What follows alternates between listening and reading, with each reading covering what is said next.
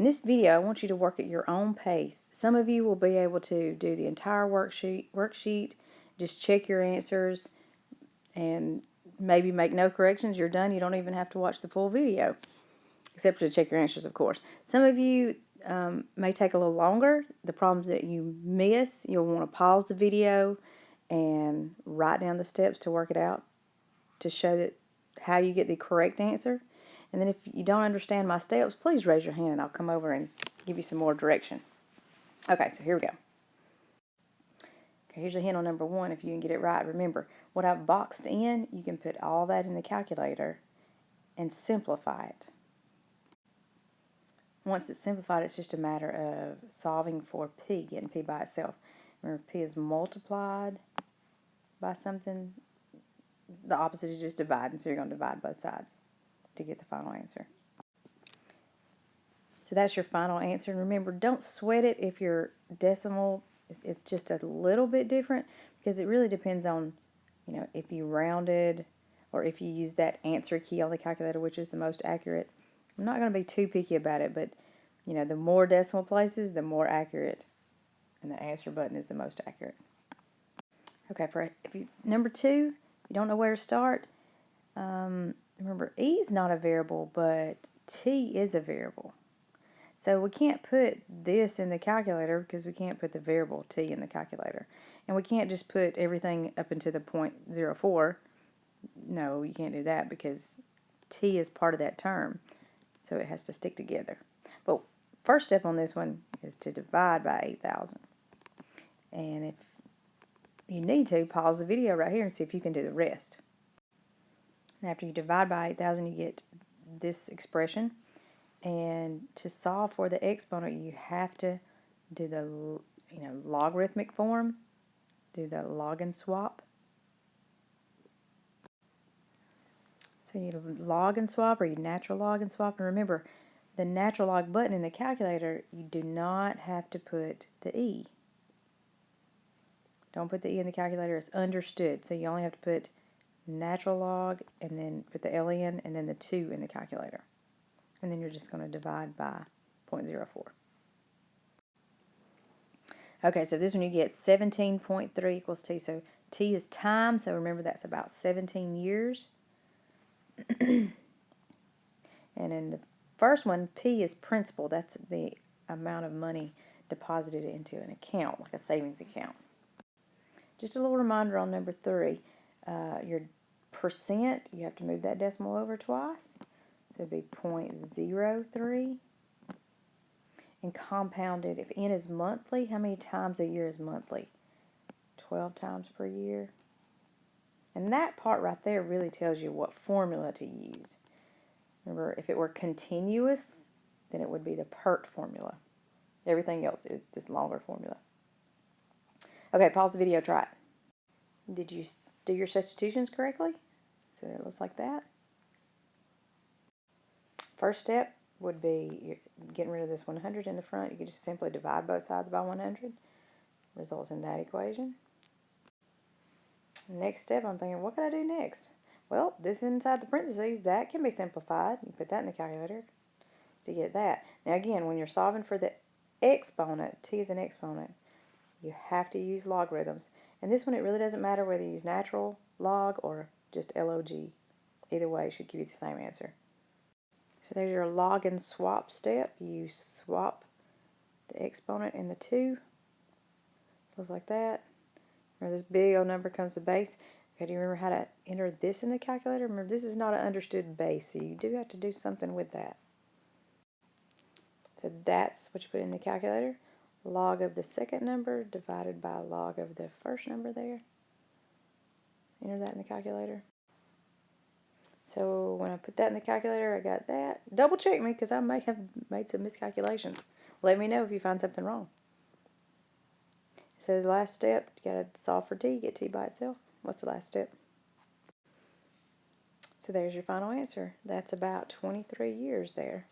T is time in years. Try the next one before you look at the answer. Did you remember to move your decimal 2 places? Monthly is 12, which also tells you that you don't use the PERT formula. You're going to use the longer formula. So now we just need to plug everything in the right places. Okay, if you're thinking about, you don't know what you could do next, remember, every bit of this right here can be simplified in the calculator. Or if you have one of the older calculators, watch where you put the parentheses in the exponent position. Or the parentheses really need to go around 12 times 2. Just put a times sign between them. That's a 12. Don't let that... Oh, that's looking terrible. Fix that, Miss Holtzy. Oh my gosh, I can't even erase it. Okay, so let's see what I got when I put that in the calculator.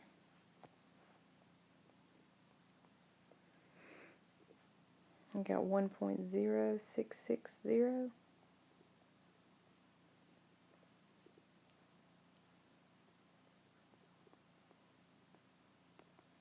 So this one's pretty easy. What's the final step?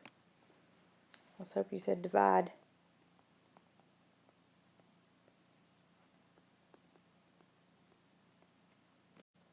And remember, if you're doing yours on your own, which I hope you are, your answer may not be exactly like mine, but mine would round up to, it looks like about $1,100. I mean, 99 cents there. That 99 cents. The 8's going to make it round up to another dollar. Same thing all the way over to there. So if you got around $1,100, that's about the same thing as I got. Okay, just reading through this one's a word problem. First one, you got to really fill it all in yourself. If it says compounded quarterly, that directly tells you it's the longer formula. Or continuously is PERT. So the percent is the rate, moving that decimal over. 5 years, of course, is your time. The initial deposit, that's what you start with. In this case, it's $5,000. That's your initial principal. And you're just finding out how much is in the account after 5 years. So you're finding out the final balance. So this one's just the easiest one on the whole paper. You can just put the whole thing. The variable is totally on the other side of the on the other side of the equal sign. So check my answer, see if I'm good. Okay, after reading through the problem, let's hope you decided that, again, this is not the PERT formula because it says monthly. Monthly means N is 12, so that definitely tells you what formula to use. Remember your decimal and your percent, your rate, 0.058. Pause, make sure you pause the video and work it out.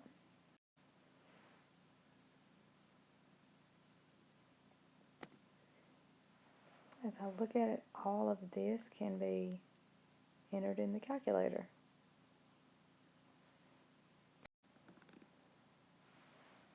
So then the final step to get P by itself, sorry, P by itself, let me turn that into B. It's just to divide. Divide by this number with a decimal.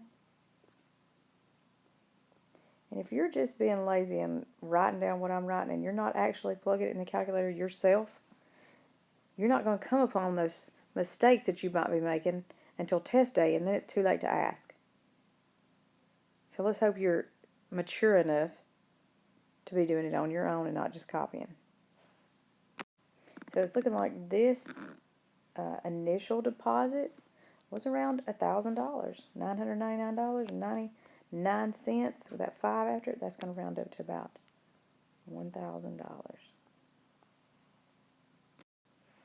Okay, keyword in the formula, I mean in the problem that told you what formula to use was continuously. Or PERT shampoo, P-E-R-T. PERT shampoo gives your hair continuous bounce. Try it. Okay, and then you make sure you move your decimal and your percent and everything else. You should be good to go. Pause it, try it. So plugging in your information. Looks like the variable you're solving for is at the end, so it's just a straight calculator problem. Remember, when you put this in the calculator, the parentheses around the 10, they're just there to say that you're multiplying by 10. Don't usually put a dot when there's already a dot there. It looks like 2 decimal points. So if you have one of the old calculators, make sure you're just putting one set of parentheses and just put that times sign instead of that second set of parentheses. Check your answer. Read through the problem before you look at my answers. Fill in the blanks, work it out.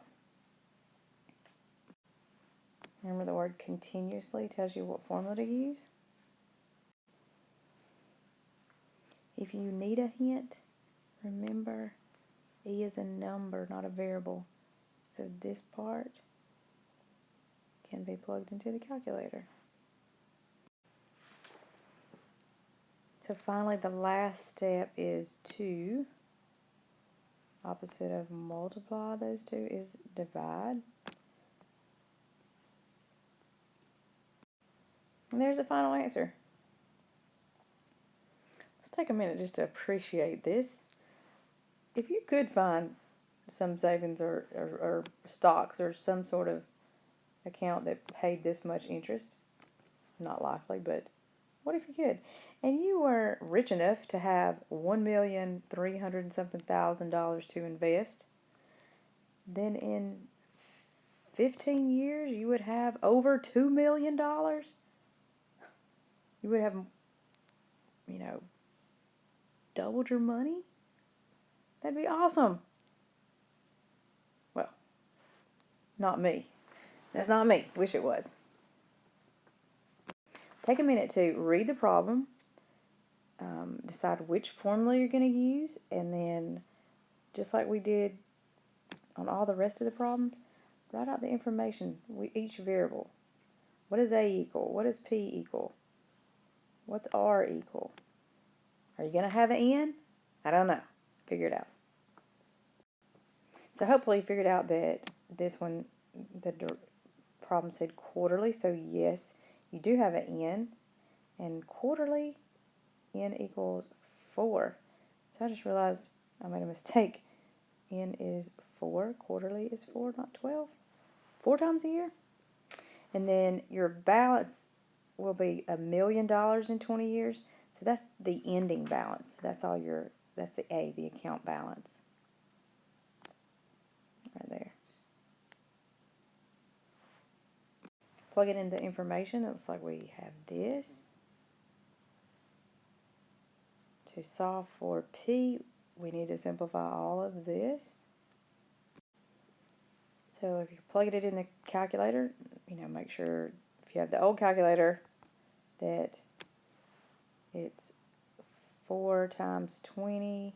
You can just put the times sign between them. You don't have to put another set of parentheses. And then your last step is just to divide.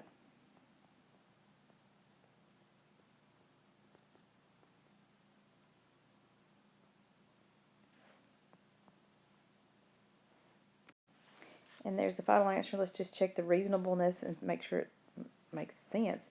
Remember, P is the money you're starting with. And this one has, our answer is about $392,000. And then we're growing the money. So does it make sense that we end up with $1 million? No, it does not really in real life. If you could find an account that gave you that much interest, 4.7 interest, it would be. But in the context of this problem, it does make sense. Okay, read the problem, decide which formula and what each variable represents.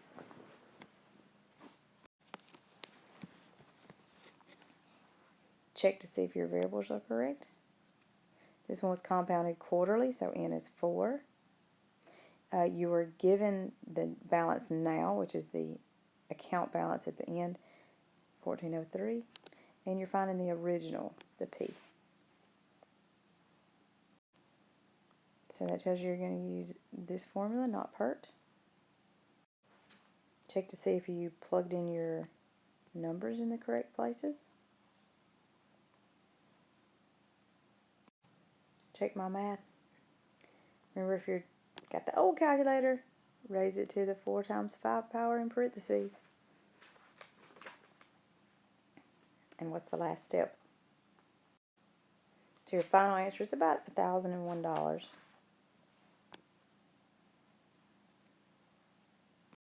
Again, take a minute to read the question, pick out which formula you use, write down your variables.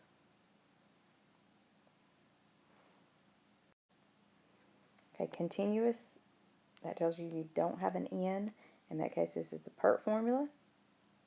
The original amount was $2,000. That's the principal. And it's going to end up at, it's going to double. So if the ending amount's going to be $4,000, you have to find t. Check to see if you plugged your numbers in the correct spaces.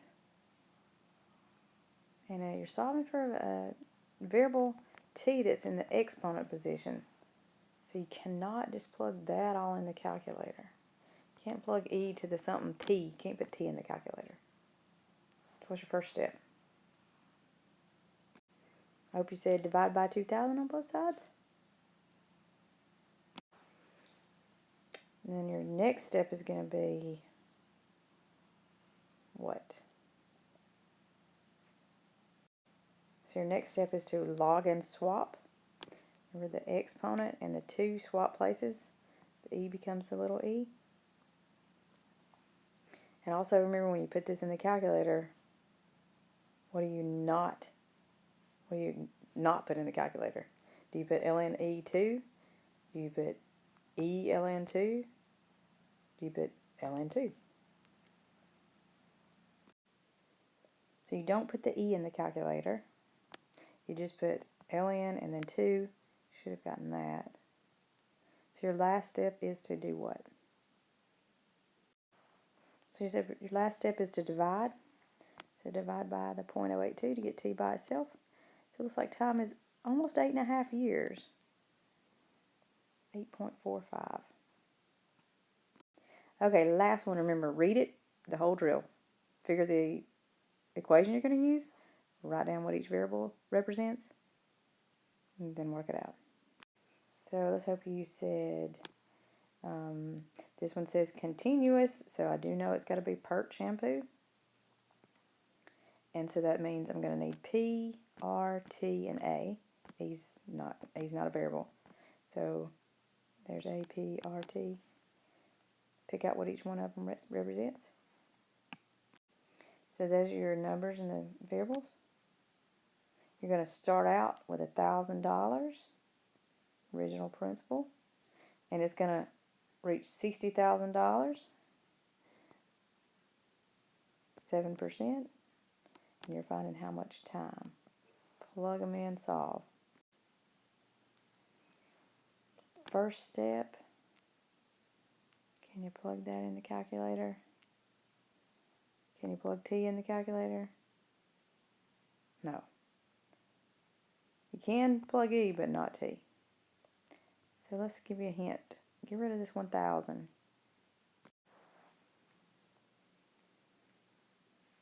Now every single problem that you need to solve for the exponent, there's just something we have to do. The whole purpose of this unit has to do with logarithms. Hint, hint. Next step. So the next step was, hopefully you did log and swap and natural log just because it's got a base e. And you're swapping the exponent with the 60. Those two things swap places. And there it is right there. Now, in the calculator, how do you put that in the calculator? So to get that answer, you just put ln 60. The e is understood, so we don't have to put that in the calculator. And you have one more step to get t by itself over here. Last step. So your final answer, time it takes for putting $1,000 into account and it to end up at $60,000 is about 58 years at that 7% interest rate.